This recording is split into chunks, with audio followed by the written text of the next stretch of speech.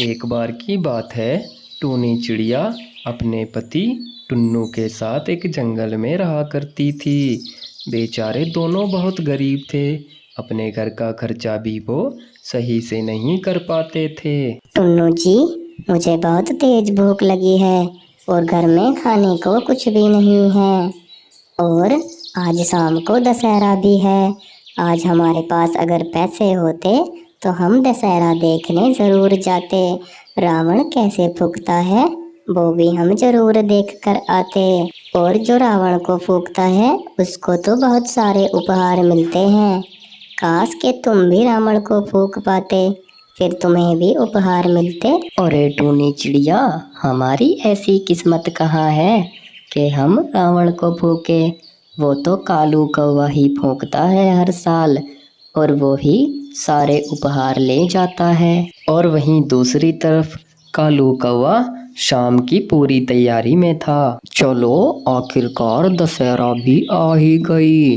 अभी तो मेरे पास पिछले साल के उपहार रखे हुए हैं, और आज शाम को जब मैं रावण को फूकूंगा तो दोबारा से मुझे उपहार मिल जाएंगे। मेरे तो मज़े ही आ जाएंगे। लेकिन वहीं दूसरी तरफ जंगल का सरपंच एक ऐलान करवाता है। अरे सुनो भाई सुनो, इस बार जंगल की तरफ से एक ऐलान होने जा रहा है। सभी पक्षी ध्यान से सुनो। इस बार सरपंच जी को सेब खाने का बहुत मन कर रहा है। तो सरपंच जी ने कहा है कि जो भी पक्षी पहाड़ी के पार से मेरे लिए सेब लेकर आएगा वो ही इस साल रावण को फूकेगा। उसके बाद टूनी चिड़िया इस ऐलान को सुनकर जल्दी से अपने घर आती है और सारी बातें अपने पति टुन्नू को आकर बता देती है। अरे वाह टूनी चिड़िया, ये तो बहुत ही अच्छी खबर है। इस प्रतियोगिता में तो मैं ज़रूर भाग लूँगा। वैसे भी हमारे पास पैसों की कमी रहती है। आज शाम को तो मैं ही सरपंच जी को वो सेब ला कर दूँगा। फिर मैं ही उस रावण को जलाऊँगा और सारे उपहार हमारे हो जाएंगे। दूसरी तरफ कालू कौवे को भी इस प्रतियोगिता के बारे में पता चल जाता है। अच्छा, तो ये बात है। आज ऐलान करवाया है सरपंच जी ने। कोई बात नहीं, इस प्रतियोगिता को तो मैं ही जीतूंगा। मैं सबसे पहले सरपंच जी को सेब ला कर दे दूंगा।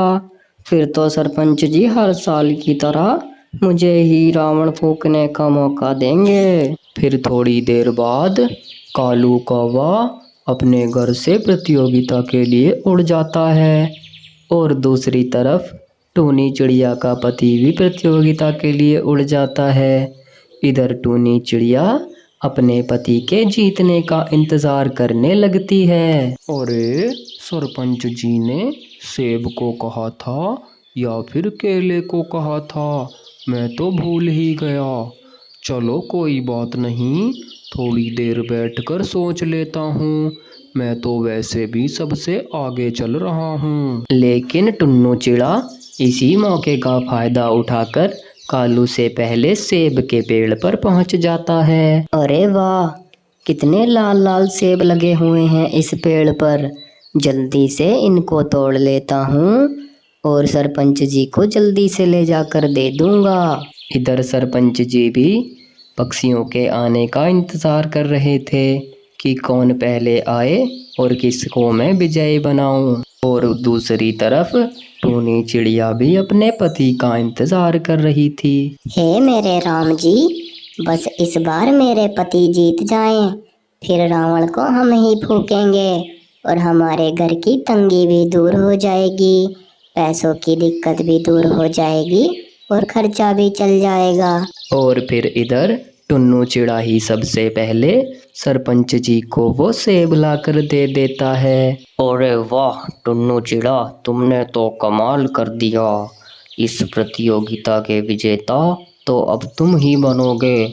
आज शाम को तुम ही रावण जलाओगे और जितने भी उपहार मिलेंगे वो सारे उपहार तुम ही को मिलेंगे। सरपंच जी की इतनी बात सुनकर टुन्नू चिड़ा घर आ जाता है और फिर शाम को टुन्नू चिड़ा ही रावण को आग जलाता है और खुशी से वो सब पक्षी रावण को फूंकता हुआ देखते हैं और उन पक्षियों का दशहरा मनाया जाता है।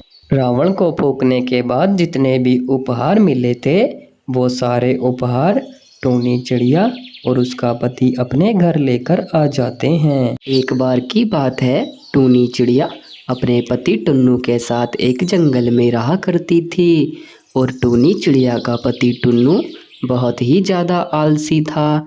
वो कुछ भी काम नहीं किया करता था, जिसकी वजह से टूनी चिड़िया बहुत परेशान रहती थी। बस पूरा दिन अपने दोस्त कालू कौवे के साथ जंगल में इधर उधर घूमता रहता था। मैं तो अपने पति से बहुत परेशान आ गई। पता नहीं कब इनकी समझ में आएगा। हमारे भी तो खर्चे हैं, हमारे भी कुछ शौक हैं, लेकिन इनकी समझ नहीं आता। बस पूरा दिन उस कालू कौवे के साथ ही घूमते रहते हैं। उसके अगले ही दिन टूनी चिड़िया अपना मन पक्का करके टुन्नू से कह ही देती है, अजी सुनते हो, तुम्हारी समझ में क्यों नहीं आता? हमारे घर का खर्चा कैसे चलेगा? तुम तो बिल्कुल भी कुछ करने का सोचते ही नहीं हो। बस आलसी वाली तरह उस कालू कौवे के साथ ही घूमते रहते हो। वो कालू कौवा तो पूरे जंगल में बदनाम है, चोरी कर करके अपना पेट भरता है और आप भी उसी के साथ घूमते रहते हो। आप कुछ काम क्यों नहीं कर लेते? अरे तुम ज़्यादा होशियारी मत दिखाया करो। मेरे दोस्त कालू कौवा को कुछ भी कहने की ज़रूरत नहीं है। वो बहुत ही अच्छा है। वो चोरी करके अपना तो पेट पालता ही है, ऊपर से मेरा भी पेट पालता है। हमारी दोस्ती बहुत अच्छी है। तुम ज़्यादा मत बोला करो। इतना कहकर टुन्नू चिड़ा घर से आ जाता है। वहीं दूसरी तरफ कालू कौवा भी अपने काम के बारे में सोच रहा था। अरे यार, ऐसे कब तक चलेगा? मैं तो कुछ काम कर ही नहीं रहा। ऐसे मैं कैसे कब तक चोरी करूँगा? पूरे जंगल में मेरा नाम बदनाम हो गया है। मुझे कुछ काम ढूंढना होगा और काम ढूंढकर आराम से कमाई करूँगा, ना किसी की चोरी करने की ज़रूरत। फिर सब पक्षी मुझे भी अच्छा बताएंगे। मैं कल सुबह को ही काम करने जाऊँगा। उसके अगले ही दिन कालू कौवा शहर की फैक्ट्री में काम करने चला जाता है और इधर टुन्नू चिड़ा अब अकेला रह गया था। वो बहुत कुछ सोच रहा था बैठा हुआ। अरे यार कालू कौवा, तुम भी काम करने चले गए। अब मुझे अकेला रहना पड़ेगा। घर जाने का तो मेरा वैसे ही मन नहीं करता। घर जाऊंगा तो वो टूनी चिड़िया अलग बोलेगी मेरे को। इधर टूनी चिड़िया टुन्नू का इंतजार कर रही थी। हे भगवान, रात हो गई है, अभी तक इनका कुछ नहीं पता। रोज तो घर आ जाया करते थे, लेकिन आज तो बहुत रात हो गई है, अभी तक घर भी नहीं आए। इनको मेरी बिल्कुल भी चिंता नहीं है। ये तो बहुत ही आलसी हो गए हैं। अब मुझे ही कुछ करना होगा। कल शहर जाकर मैं ही काम ढूंढूंगी। उसके अगले ही दिन शहर जाकर टूनी चिड़िया एक हॉस्पिटल में झाड़ू पोछे का काम करने लगती है। उसको घर का खर्चा तो चलाना ही था, लेकिन उसी रात को बहुत तेज बारिश होती है। टूनी चिड़िया वापस अपने घर आ रही थी, वह बारिश में भीग जाती है। अगले दिन टूनी चिड़िया को बहुत तेज बुखार आता है। और जाओ काम करने। तुमसे किसने कहा था काम करने के लिए? बहुत होशियारी दिखाती हो ना तुम। अब आया ना मज़ा तुमको? अब पड़ी रहो घर में। एक तो वैसे ही हमारे पास पैसे नहीं हैं, ऊपर से और तुम भी पड़ गई हो। अब मैं तुम्हारा क्या करूं? मैं तो तुमसे परेशान हूँ। आखिरकार तुमसे कहा किसने था काम करने के लिए? इतना कहकर टुन्नू चिड़ा घर से चला जाता है, लेकिन वहीं दूसरी तरफ टूनी चिड़िया को ये बात बहुत बुरी लगी थी। क्योंकि एक तो टूनी चिड़िया खुद कमाने जाती थी, ऊपर से उसका पति उसको सुनाने लगा। और फिर टुन्नू चिड़ा कालू कौवे के पास जाकर ये सारी बातें उस कालू कौवे को बताने लगता है। फिर कालू कौवा उसकी सारी बातों का जवाब देता है। अरे टुन्नू, ये तो तुमने बहुत बुरा किया। एक तो वो बेचारी घर से कमाने जाती है, ऊपर से तुम उसको सुनाकर आ गए। अब तुम ऐसा करो, जल्दी से उसके लिए दवाइयाँ लेकर जाओ, नहीं तो तुम बहुत पछताओगे। ये तुमने बहुत गलत किया है।